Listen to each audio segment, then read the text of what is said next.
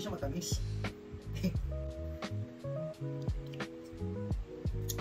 Hindi talaga matamis. So yun men, katatapos ko na mag-gym at saka dumating whey protein na binili ko dito sa TikTok. Ito yun. Impact Whey Protein. Men, bumili ako nito kasi sobrang busy ko ng tao. Hindi ko na ma-prep yung meal na kakainin ko dahil kumukuha lang din naman ako ng protein doon sa solid foods at creatine lang yung tinitake ko.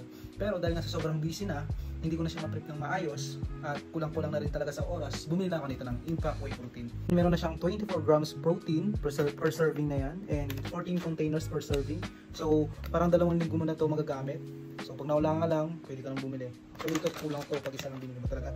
And 454 grams na siya. Ayan. Nandito na rin yung nutrition facts niya. Lahat nandito na expiration date. And wala pa itong bukas. So try natin itimpla. So isa natin na yan. So itisa na yan. Ayan.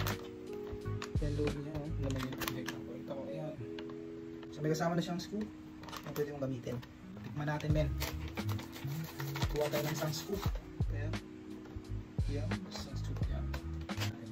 Siyempre pang nilagay ganito men ng isang scoop niya, dapat yung tubig is 300 ml lang, malamig. Ayan. So tikman na natin men.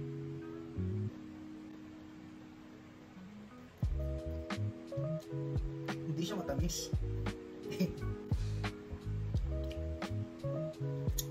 Hindi talaga matamis. Hindi siya katulad ng whey protein na tinitake ko dati na matamis. Ito hindi. Goods na goods men. Kaya kung katulad din kita na busy, na hindi makaprep ng meal mo, o hindi mo na-hit yung protein intake mo, ito na yung pwedeng makatulong sa'yo men. Mura lang to. And 2 weeks mo na pwedeng, 2 weeks mo na siyang magagamit. At sabi ko nga, kulang yung binili ko, dapat 2 na yung binili ko men. So, ilalagay ko lang to sa yellow basket men.